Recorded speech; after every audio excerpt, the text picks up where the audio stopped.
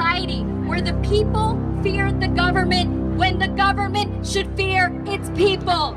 People might not say, I'm mad and gerrymandering is the reason, or I'm mad we need redistricting reform, but the things they tend to be mad at are things that gerrymandering produces. Build the Workers' Party! I think it's done more damage to democracy in our country than anything else. Not even a close call. United we fight! Divided we fall! United we fight! United we fight! The government is there to represent the people, not the representatives picking the people that they want to vote for. We don't want a rigged system.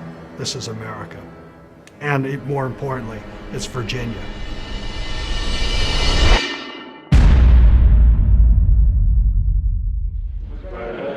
Many states are now reforming their congressional districts as a result of the 1960 census.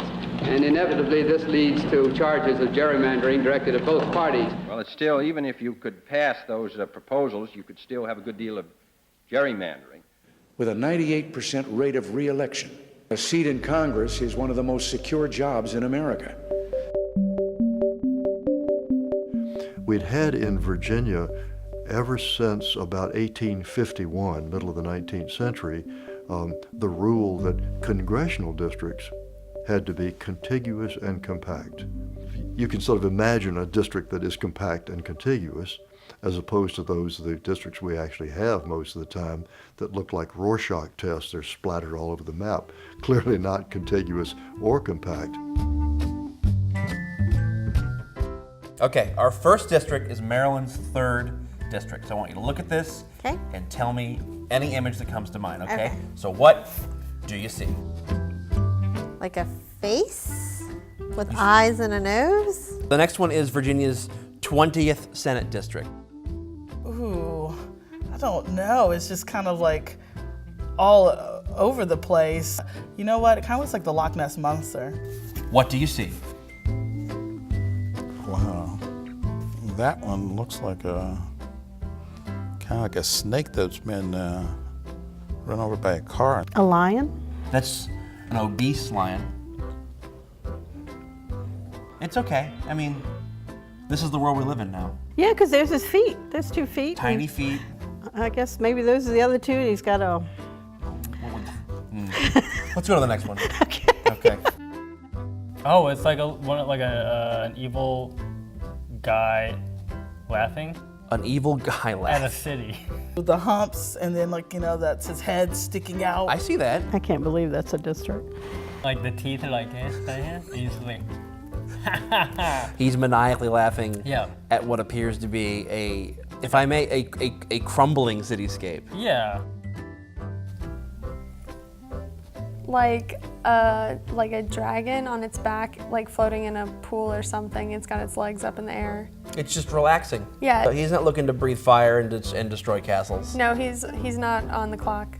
This next one is Virginia's 8th congressional district in Northern Virginia. Ooh, like a dancing man. He's like standing on his tippy toes and he's sort of thrusting his arms out and his head's tilted forward. It's Michael Jackson. So Virginia's 8th reminds you of the King of Pop. Absolutely. So what exactly is gerrymandering? Simply put, gerrymandering is the manipulation of district lines to determine which voters are in the district, the outcome of an election, or even if there will be an election in which we have a choice.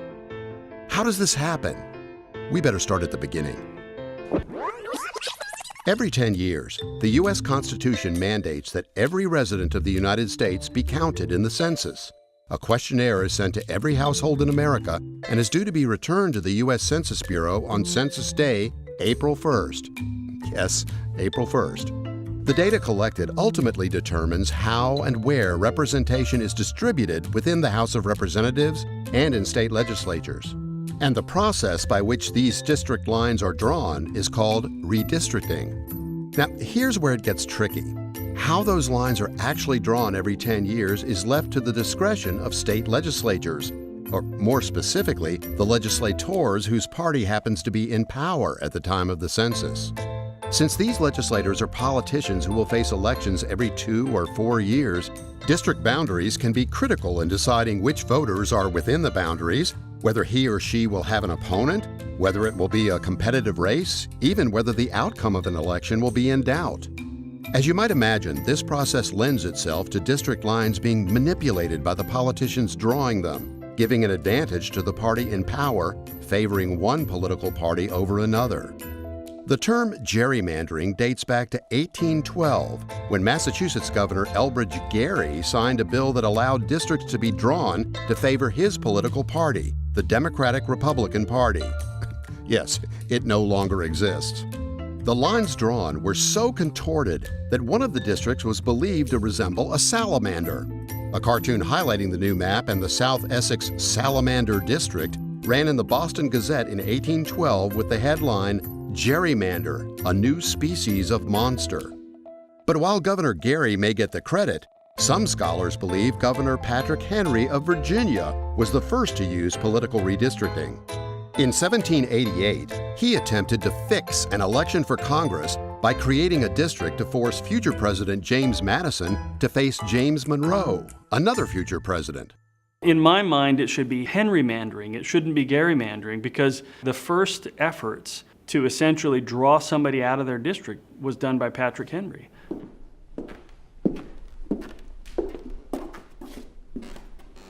I believe I have found an answer to our problem with Mr. Madison. Mr. Madison and I have our differences. He, as you know, is a Federalist. Just what we need, a strong central government. We've only recently freed ourselves from a strong central government. I, however, have a plan that should be able to thwart Madison and his Federalist allies. All we have to do is draw the lines so that Madison's home, Montpelier, is in the same District Number 5 as that of James Monroe. I believe we can say with some confidence that Mr. James Madison will not stand a chance against James Monroe.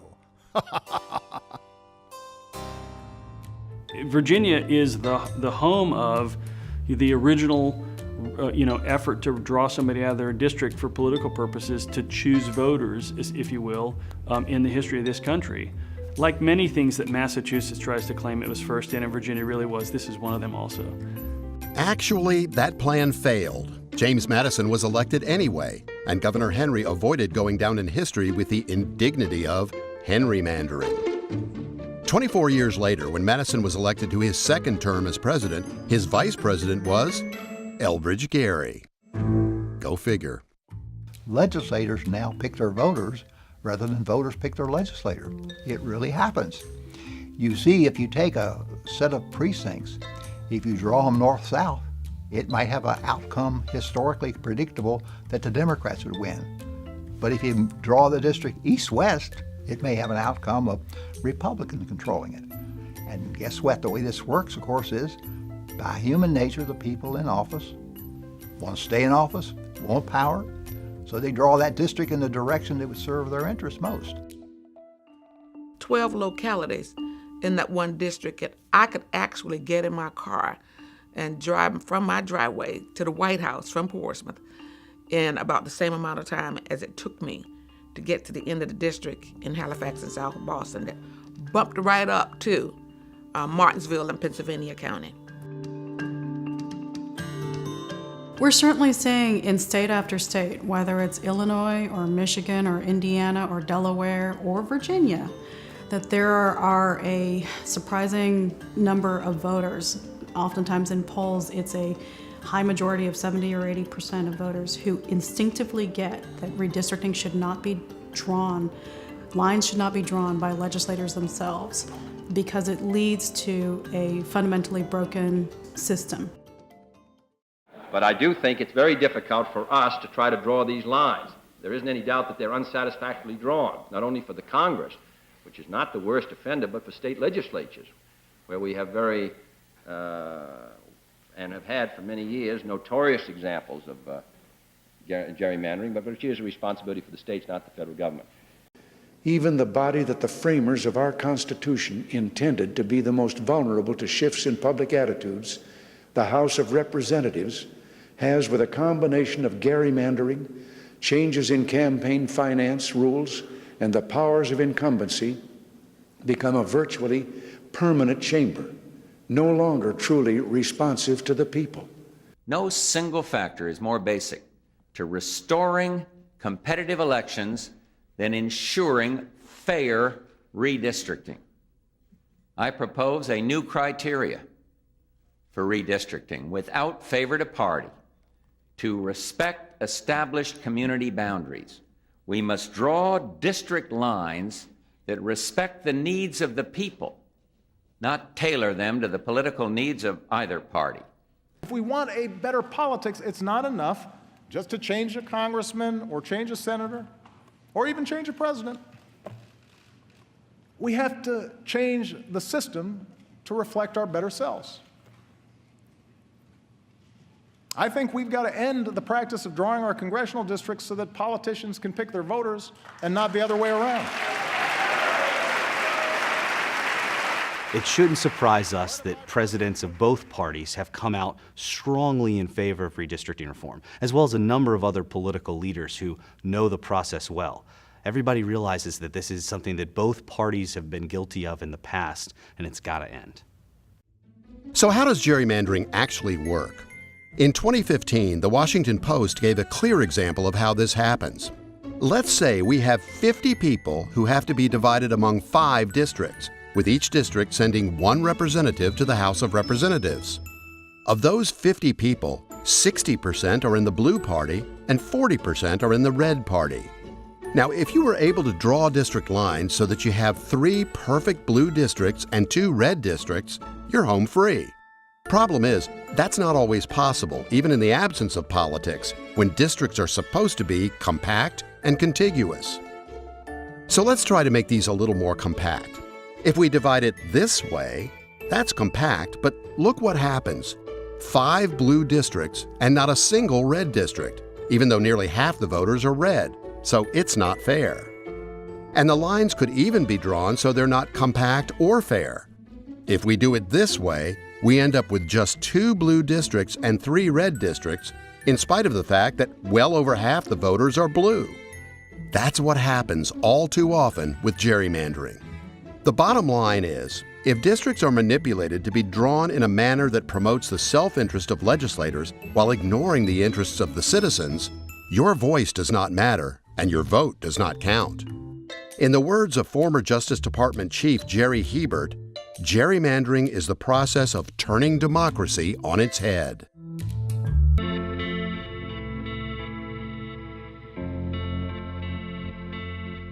So, if prominent members of both major political parties agree there's a problem, where does Virginia go from here?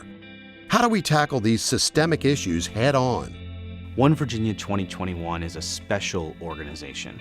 It was founded by members of different political parties who all came together and said that these districts belong to Virginians, not to any politician or any political party, but to Virginians.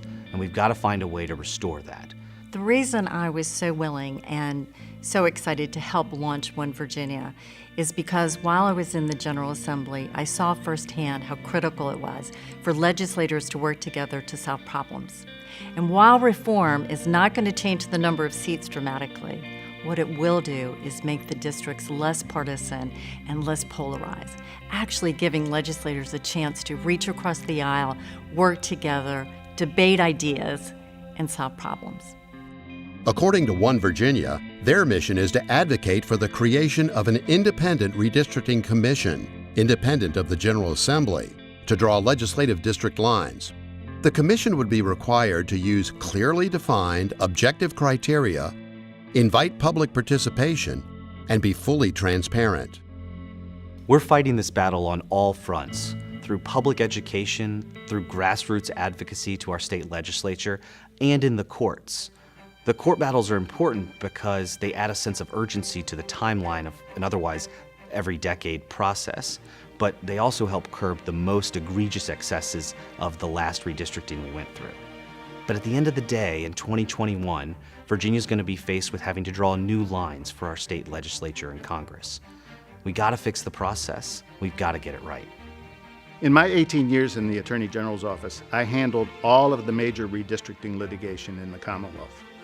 I got to see firsthand how both parties manipulated the lines and distorted their districts, to preserve their own partisan advantage. The system was corrupt then, and it is still corrupt now. We need to fix it, and we need to use all of the tools available to us, including grassroots education, legislative reform, and the courts. One element of One Virginia's comprehensive strategy was the creation of a web campaign prior to the 2016 General Assembly session that was designed to tap into voter frustration while reaching out to more young people across Virginia. The video looks and feels like a traditional political ad, but it features a fake candidate with a strangely familiar sounding name. I'm gerrymandering, and I approve this message. Virginians need change and hope or whatever, and I'll bring change and hope or whatever by picking my voters and redrawing district maps to ensure I always get reelected. Heck, every single member of the General Assembly who was already in office got reelected last year thanks to the Commonwealth's unfair redistricting process. With a candidate literally named gerrymandering, One Virginia brought to life how public officials can be unreceptive to their constituents simply because they know how safe their district lines are. So vote for me, gerrymandering. Probably definitely running unopposed.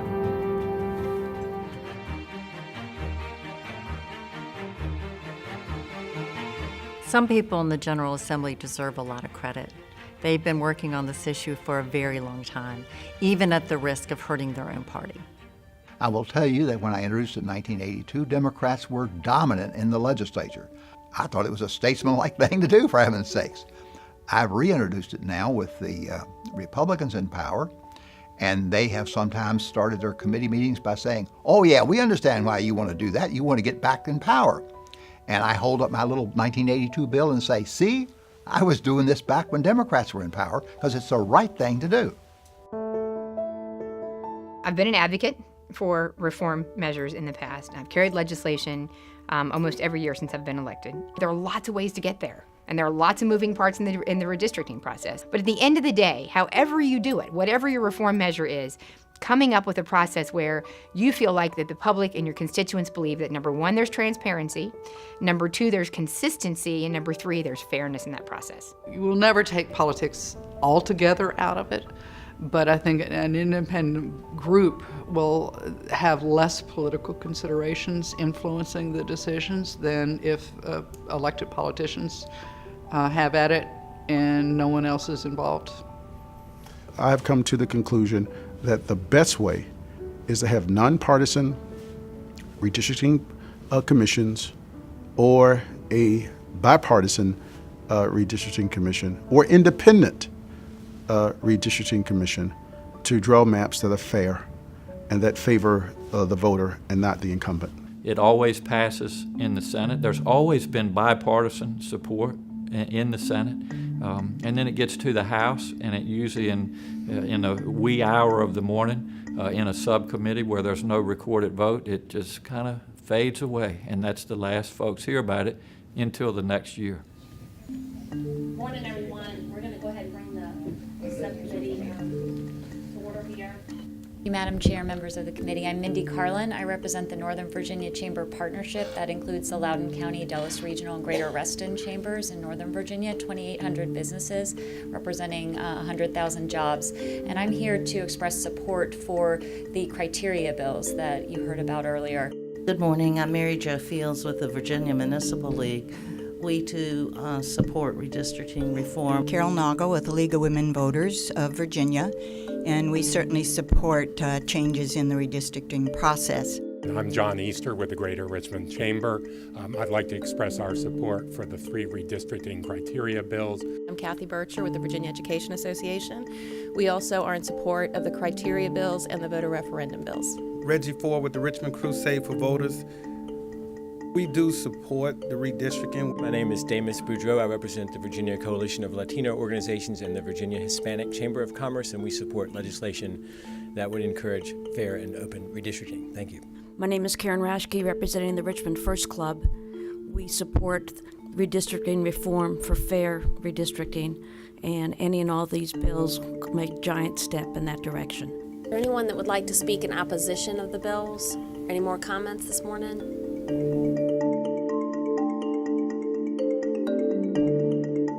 Any questions from the committee on the bills for any of the patrons? There's no such thing as an independent redistricting commission. And there's no way to take the politics out of an inherently political process. You know, whenever you set up these independent commissions, the politics just goes to a different level as to who makes the appointments to the commission, who gets to serve on the commission, and so forth. So I'm sorry, but I've seen various independent redistricting plans, and none of them, I think, really take the politics out of it. They just elevate it to a less transparent level. So I'm going to make a motion that we, based on that we table all the bills in block 1.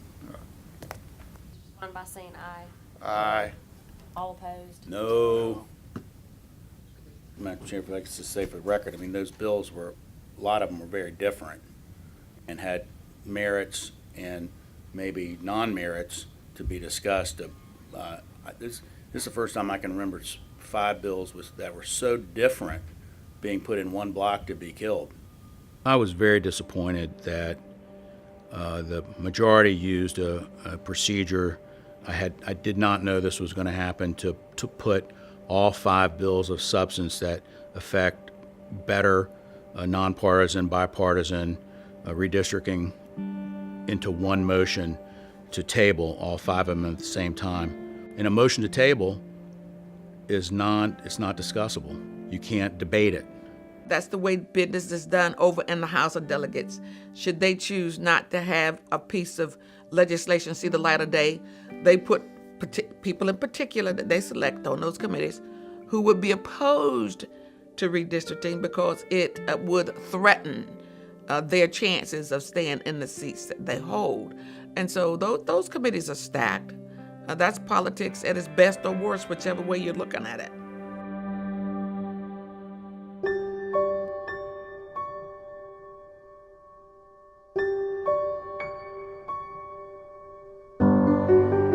I've always claimed that I have a right to be smarter today than I was yesterday, and I am much smarter today than I was yesterday.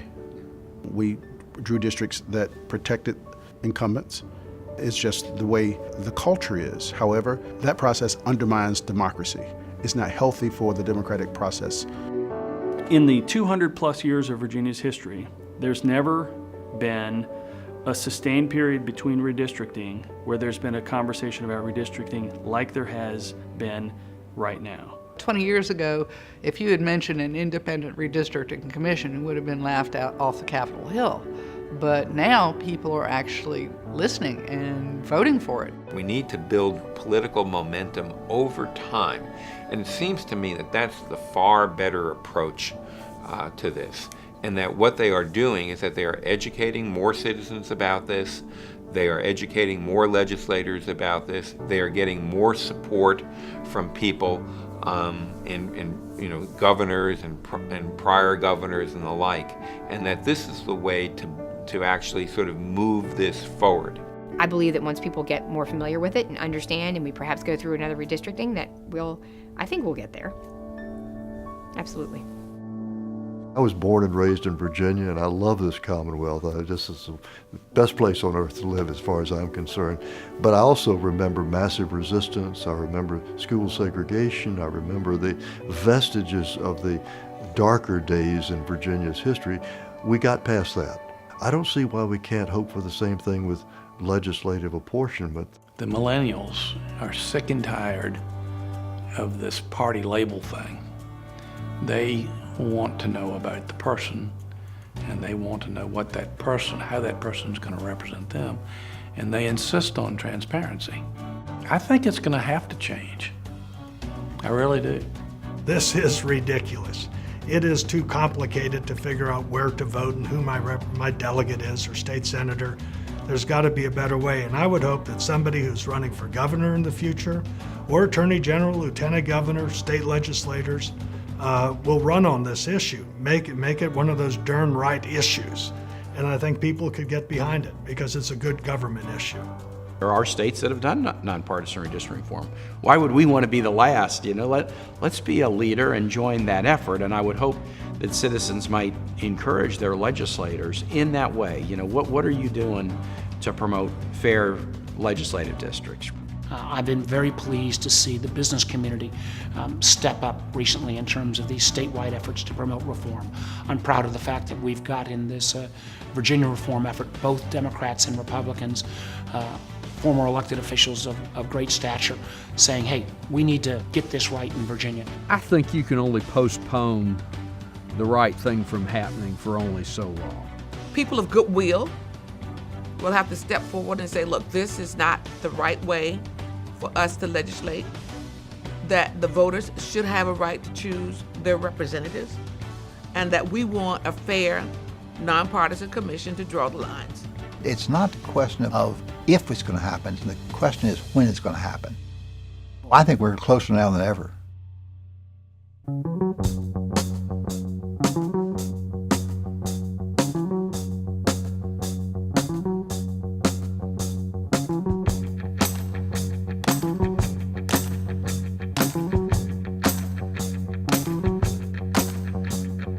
Making a living the old hard way, taking and giving my day by day.